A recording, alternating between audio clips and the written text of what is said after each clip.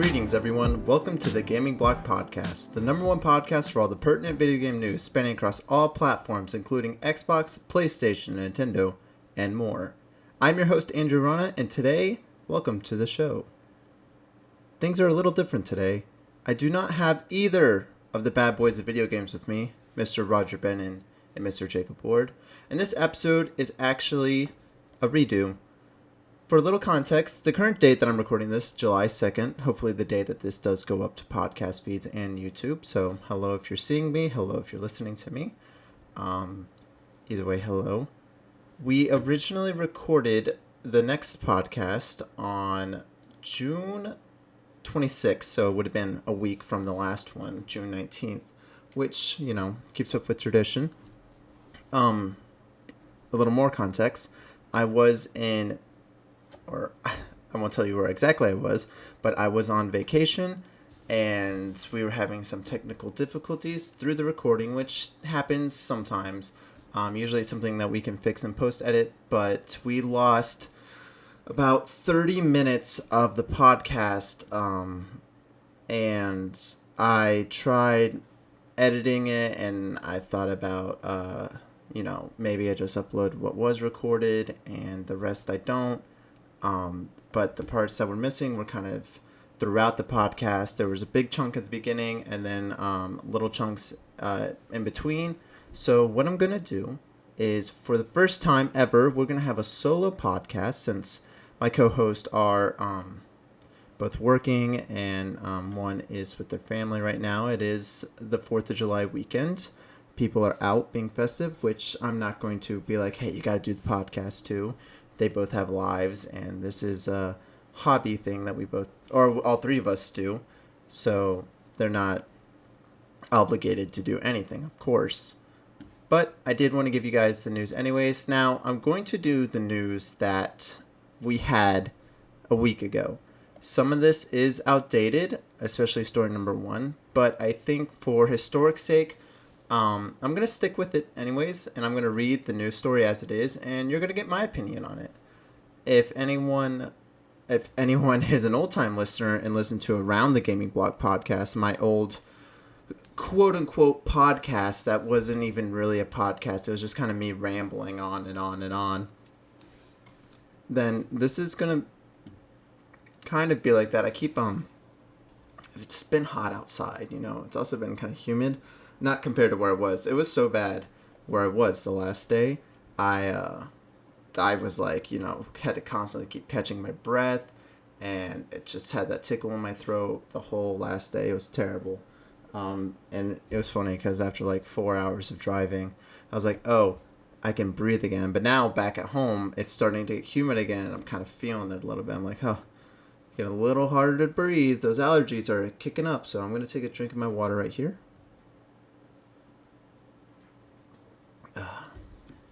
Water. I recommend it to every human. But yeah, this is going to be more or less like the normal show. We did do the gaming riddle, which, if you care about it at all, it was traverse through mountains, woods, deserts, and cities as you fight for riches. Take to the sky, on the ocean, or speed through the roads, all while using a multitude of weapons. This riddle didn't rhyme. Jake got that correct in his first guess. Roger asked the question. I don't remember what the question was, but the answer was Grand Theft Auto 5. Jake got it right. So the current standing is Jake at 14 points, Roger at 7, and Andrew at 5. But to give you guys a little heads up on this week's show, we will be talking about the rumored Sony game, which, yes, we still will be, Sonic coming back in a new form, and the return of a controversial game to the PlayStation Store. And of course, before all that, we would typically talk about what we've been playing. Now, the boys aren't here, but I'm here, and I can tell you what I've been playing. I started and actually kind of beat Super Monkey Ball Banana Splits, the PlayStation Vita version of Super Monkey Ball. And my review was, so I beat easy mode, and then I went to normal mode, and I beat that. And then I went to advanced mode, and that game's difficulty spike is kind of ludicrous. On normal mode, I died a few times here and there, but it was fun for the most part. But right away off the bat on advanced mode, I couldn't even get through the first world. I ran out of retries, which they only give you so many retries. Each time you get a retry, you get 3 lives, I believe. It might even be like 5 lives. Either way, I died dozens and dozens of times and couldn't get it through the first 10 levels of the first world on advanced mode. So I don't know if I'll be going back, but after the announcement of the HD versions of the first 3 Monkey Ball games, I was like, I'm a little in the mood. And I was on vacation. I always take my Vita, so I was like, pop that in there and played a little bit of that. And then also, I've been playing I played and beat the Final Fantasy VII Remake Intergrade DLC, the Yuffie DLC.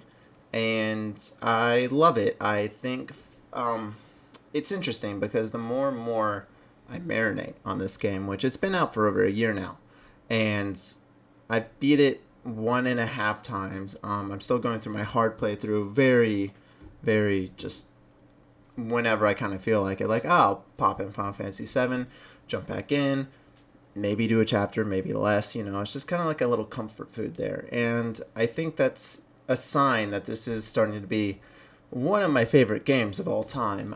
Persona 4 Golden is probably my favorite game of all time, and I do the same thing. It's always running on my PlayStation Vita. And even today, I picked it up. I played 10 minutes of it. Went through one day, did a social link, and then put it down. I might play it more tonight. I've been kind of getting back in the mood of it a little bit. But it's always there for me. And I think 7 Remake is starting to be one of those games. It's like, this is one of my favorite games. I'm going to keep going back to it. Kind of like Zelda, Twilight Princess, and Ocarina of Time, Majora's Mask. Those ones where I just constantly am going back and playing them. Call of Duty. I think one day, ideally, I want to make extra episodes of this podcast, of the Gaming Block. Because the main show is, of course, the news. That's what we talk about. We kind of have at the beginning, like, what we've been playing, how our lives are going, things like that. Roger's been playing Ghost of Tsushima, which is kind of unfortunate. He just bought it like a couple of weeks ago. Really bad timing on his part, but he's playing it. He's really enjoying it. But I would really like to start doing like extra episodes, maybe once a month, twice a month.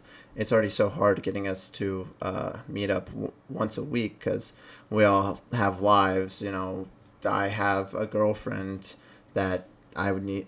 Not that I need, but I want to spend time with, of course. And, have friends, and I'm working and we're going to school and doing all that stuff. This isn't our job. This is a hobby. So, but with all that being said, I do want to do an extra episode a month, maybe. I know one thing that we talked about was our ideal Star Wars game, which I still want to do. Maybe I'll talk to the boys about that.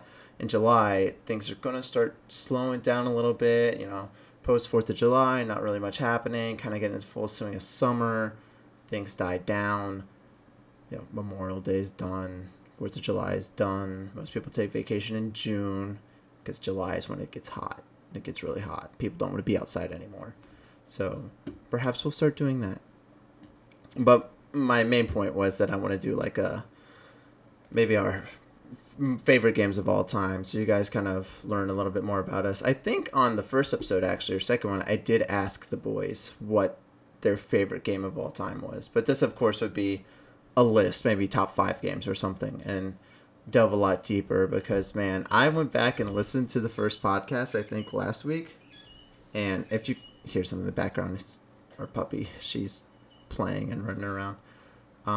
But I went back and listened to the first episode, and it hurts my soul because I know people usually start on 1. It's just like, wow, we're so bad.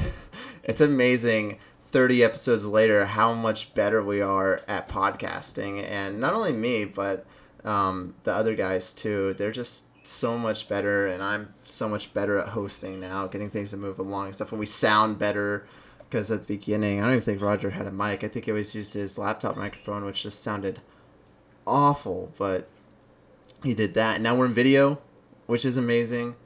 And yeah, things just flow a lot better. They work a lot better. We talk so much better podcasting because, a podcast isn't, it is and it isn't just talking with your buddies, because there is kind of flow to it when you are podcasting with other people. Here I am rambling to myself, but when you're with other people, it's not just us talking about video games, because Jake, he lives right by me, and he comes over. We hang out all the time, and we'll talk about things either that are going to be on the show or that were on the show.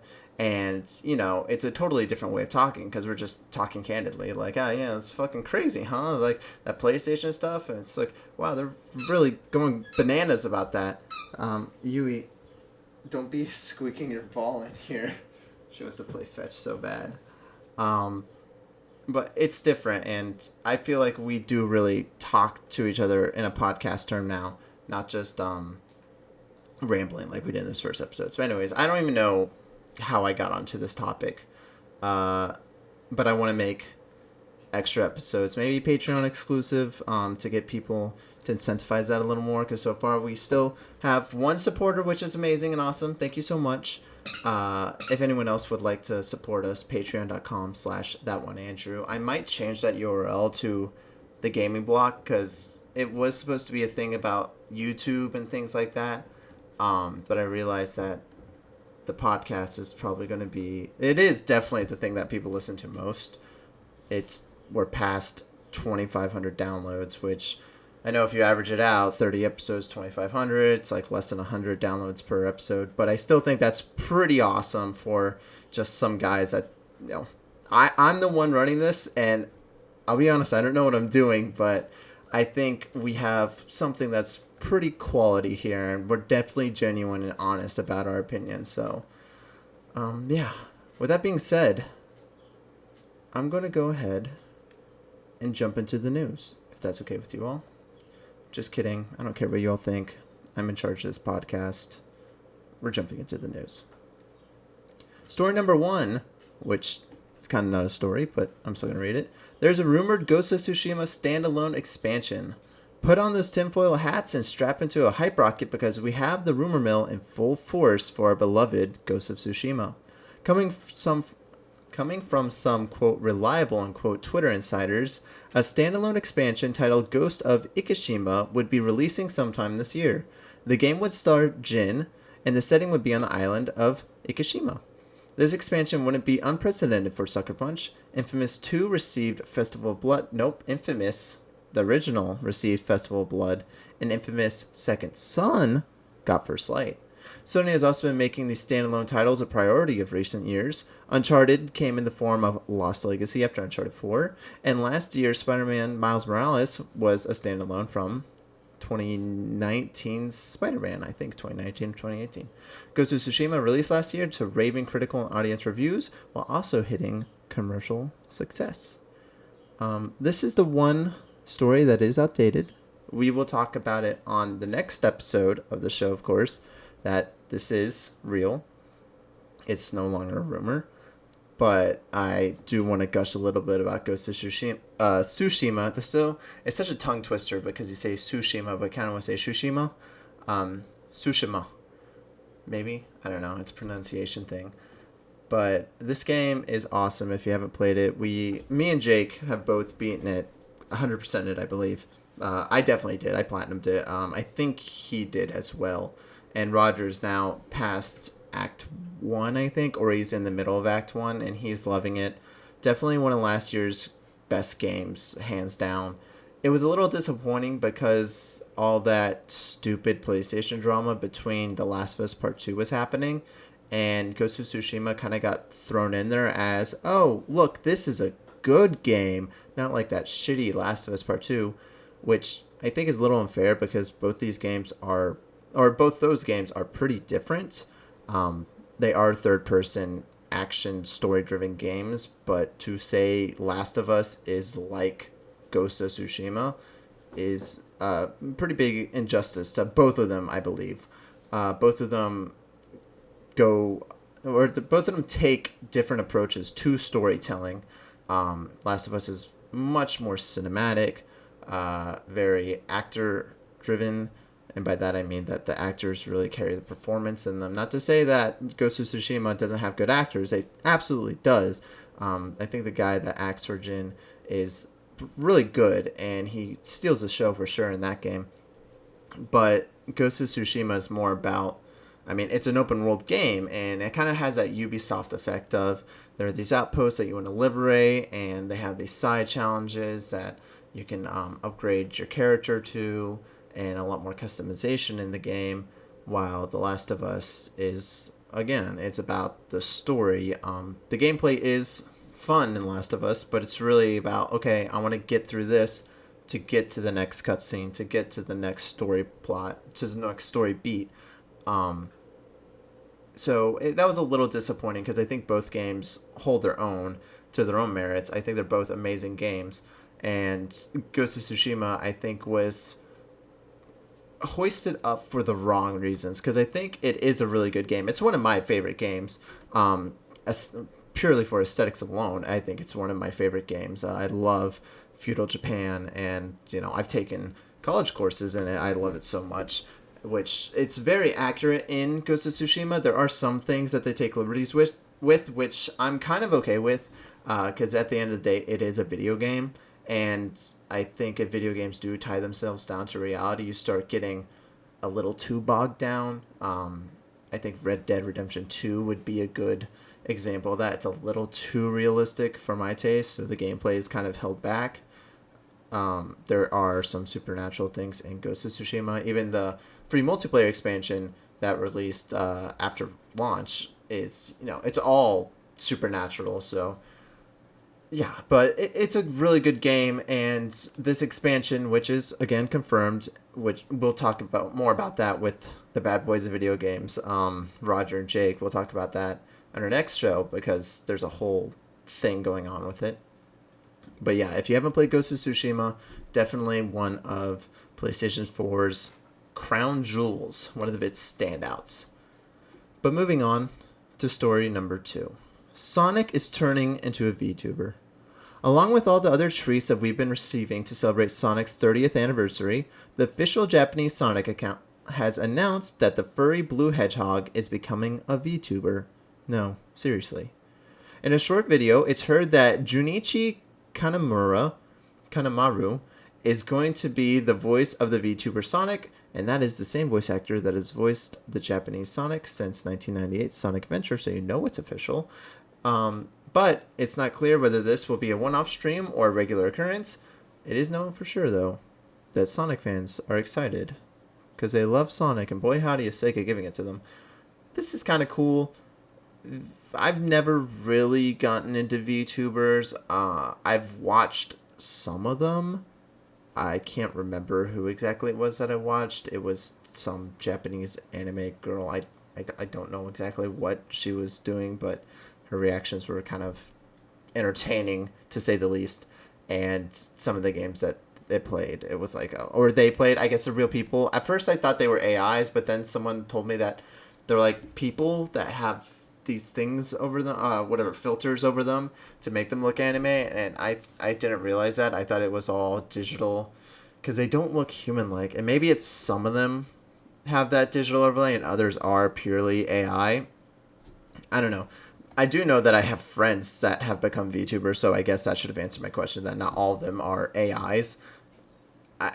This is cool, I guess, for Sonic fans.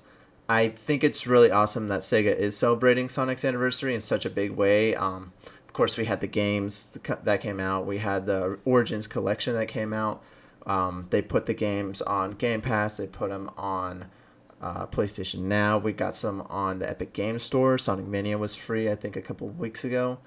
And, of course, they had the announcement of the new game that's coming out. And what else? They're doing that remake of the Wii game. They put them in a whole bunch of their IPs and stuff. They had the Symphony. It's pretty awesome what they're doing for Sonic, for Celebration.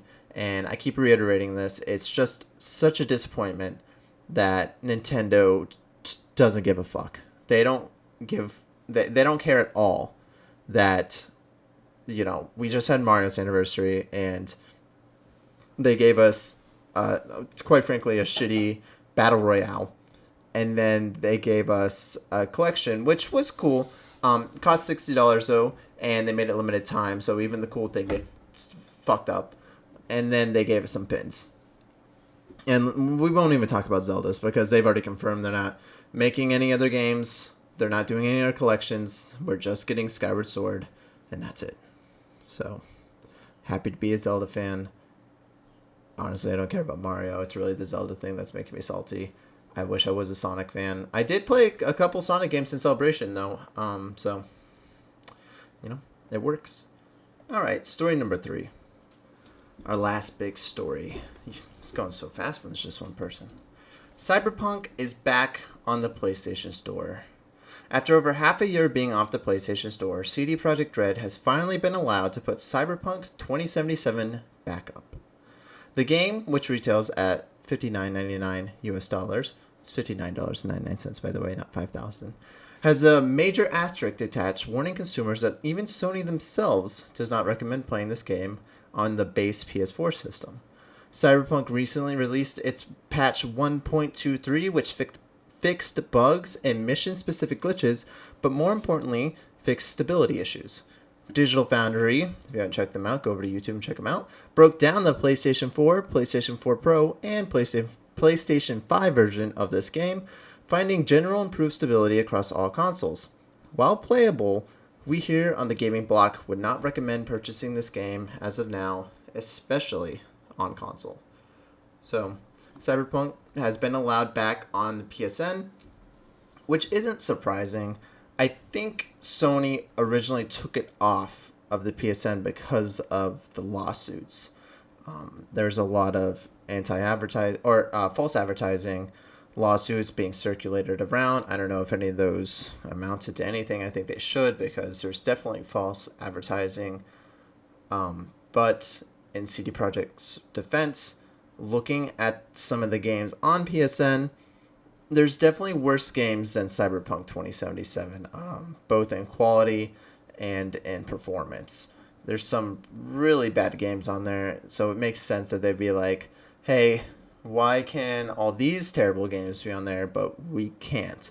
And at some point, Sony was probably just like, legally, or maybe not even legally, maybe it was a contract thing.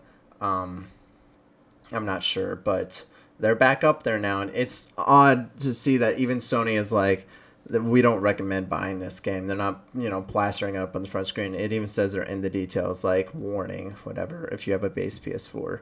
And maybe that's for legality reasons. Maybe they're like, hey, if there's a lawsuit and you guys do get sued for false advertisement, we gave you a warning.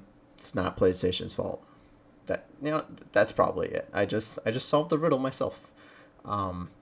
So, yeah, I mean, we've talked about CD Projekt Red so much and Cyberpunk so much. I've played the game on PS5. It's, honestly, even without the bugs and stuff, it's fine. It's a fine game. It's nothing special. It's not game-changing, world-changing. It's a fine game. I even think that it kind of sucks for a Cyberpunk game. I don't think there's nearly enough customization.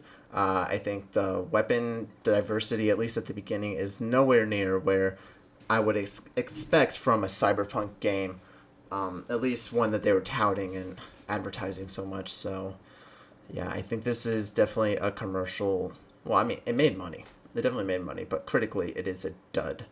And that is not too surprising. But, gamers are so used to shit. Call of Duty is like one of the best-selling games every year, and it's not even one of the best games ever. Except for the older ones, which that was a different time. Games didn't play well back then, but they do now. So, anyways, now we're going to move in to our quick stories of the week. Starting off the list, number 1, Final Fantasy IX is getting an anime adaptation. Pretty cool. Windows 11 will be a free upgrade from Windows 10. Apparently it's going more of an Apple approach, which I'm not a fan of. There's a reason I like Windows 7. And after 7, they've just consistently made Windows worse and worse and worse. Mortal Kombat Legends Battle of the Realms releases August 31st. Aliens Fireteam Elite releases on August 24th. Melty Blood Type Illumina releases September 30th. EA has purchased Playdemic for $1.4 billion. It's a lot of money. USD. Sonic has been yeeted, direct quote, into Minecraft, so go get your Sonic skins. More about that Sonic Celebration. Tencent has purchased a majority stake in Jaeger, that is the team that did Spec Ops The Line. EA Motive is rumored to be reviving Dead Space. More news on that in the next show. Space Jam: A New Legacy launches on Game Pass on July 1st, and everywhere else July 15th, I believe. It's a 2D side-scroller for the Space Jam sequel.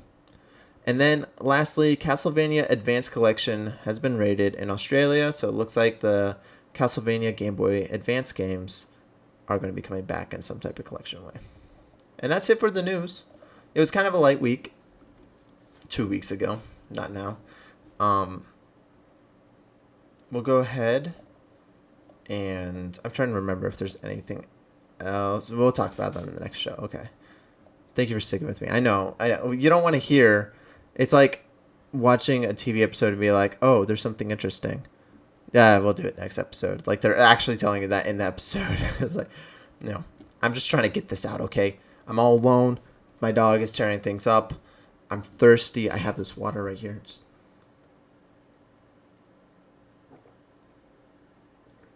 Get a water break.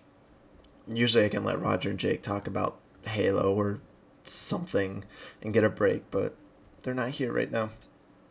So I gotta keep going. Alright. We are now rounding the show off with the new big releases of the previous week.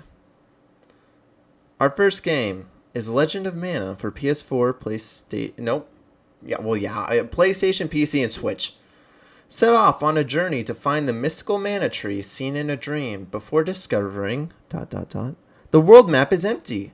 During your travels, you'll acquire special artifacts. Place these wherever you'd like on the map to bring towns and dungeons to life and advance the story. That's pretty cool. Meet a colorful cast of characters, square off against fearsome monsters, and complete quests in the vast world of Fidel. I'm not sure. Not only has the music been rearranged for this remaster, you can also alternate between the new and original soundtrack. Pretty cool. Other features have also been added, including the ability to turn off enemy encounters and never-before-seen release minigame, Ring Ring Land. That's awesome. I love these ports of old games where they give you access to the old stuff, but they also have new stuff, and then they also make things kind of easier and turn off random encounters. Maybe they give you like XP boosts, things like that. Pretty cool. This next game has been getting not great reviews. Dungeons & Dragons Dark Alliance launches on Xbox, PlayStation, and PC. Dark Alliance brings to life the world of Dungeons & Dragons, an explosive action brawler filled with real-time combat and dynamic co-op. Frost giants and vengeful dragons roam unchecked through Icewind Dale as invading armies of evil grow stronger every day. Now 4 heroes must beat back the onslaught of creatures and defend against the dark. I thought it said defeat. Nope, it said defend. It's funny because I was interested in this game, but just from the cover, I was like, no, I'm not going to buy this. This is going to be bad. And sure enough, reviews, I don't know what the Metacritic is. Last I saw was in the 60s, maybe even the 50s. Not good, but they paid a lot of YouTubers to stream it and stuff, so people are buying it. Our next game is also kind of meh. Mario Golf Super Rush launches for the Switch. Hit the green with up to 4 players locally or online, and golf with friends from the Super Mario trademark series like Mario, Peach, Yoshi, and more. Modes range from standard golf to the energetic speed golf and an exciting golf adventure. Simple motion or button controls make it easy for both new players and seasoned pros to drive and putt. Tee off at the same time with up to 3 other players and race through the course to get your ball in first. Mayhem is par for the course as you hinder your opponents with dashes and special shots. Yoshi can dash atop a giant egg, and King Babam can pelt the green with explosions. In Battle Golf, watch out for obstacles like thwomps, chain chomps, and banana peels as you navigate the neon-themed Super Golf Stadium. I've heard this game is pretty bare bones. And everybody's golf is better, so, and I love everybody's golf, so the only thing this game's got going for it is that it's on Switch and it's Mario, which maybe that's what you're looking for, so, but yeah, Mario Golf Super Rush is out now. Our next game, Alex Kidd and Miracle World, launches on Xbox, PlayStation, Switch, and PC. The iconic Alex Kidd is back. Jump straight into Miracle World and experience it like you've never seen before. Complete with new HD graphics, gameplay improvements, and animations, rediscover all the levels from the original game, as well as brand new levels which expand the lore and story behind Alex Kidd. Destroy the evil Janken the Great and rescue the people of Radaxian once and for all. The world needs a hero. What are you waiting for? I never played Alex Kidd. I don't know.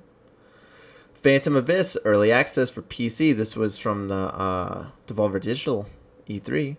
Phantom Abyss is a massive asynchronous multiplayer game that casts players into procedurally generated temples and tasks them with retrieving the sacred relics hidden within deadly chambers. Intrepid adventurers will dodge scores of hidden traps, leap treacherous chasms, and flee relentless guardians through branching paths until one of the relics are claimed or the devices of death overwhelm them. Be warned, you only get one attempt at each temple, and failure or settling for a lesser relic means you will never see that temple again. Getting good reviews so far from users. Seems fun. It's too much. It reminds me too much of Temple Run, though, so I'm not going to play it. And I know that's a petty excuse. I'm sure this is good. It's also in early access. Maybe if I see enough people play it and I hear enough good things, then maybe I'll check it out. But it just doesn't seem like my type of game.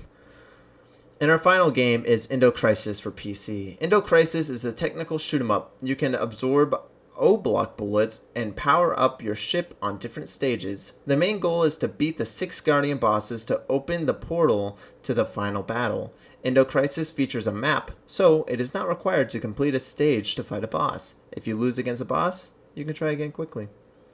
That's our last game, Indo Crisis. And that is it for the show. I know what you're thinking. Andrew, it's only been 30 minutes.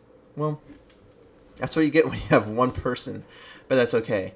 Next podcast, Roger and Jake will both be back. Now, I want to give a fair warning for anyone listening this far. And if you do listen this far, thank you so much. Please post this on social media. Tell everybody that you know.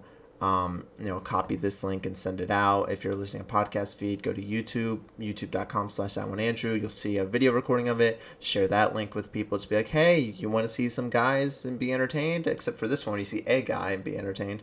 But it really does help out when you do tell other people about it. And you never know. Even if they're not into games, maybe you think that we're entertaining enough and they can learn something about games. But yeah, right now it is July 2nd. The podcast will not be recorded this weekend since it is July 4th weekend. We will, however, record it either that Monday or Tuesday right after. So it's like July 5th or 6th. And then we'll get it uploaded. And then we should be back on regular schedule after that. So thank you so much. If you'd like to support us, of course, always patreon.com/ThatOneAndrew. Anything is greatly appreciated. Pays for our water. And that'll be it. So again, thank you for watching or listening. Well, actually, you always listened, but thank you for listening or watching. And I'll see you guys in the next episode. Goodbye.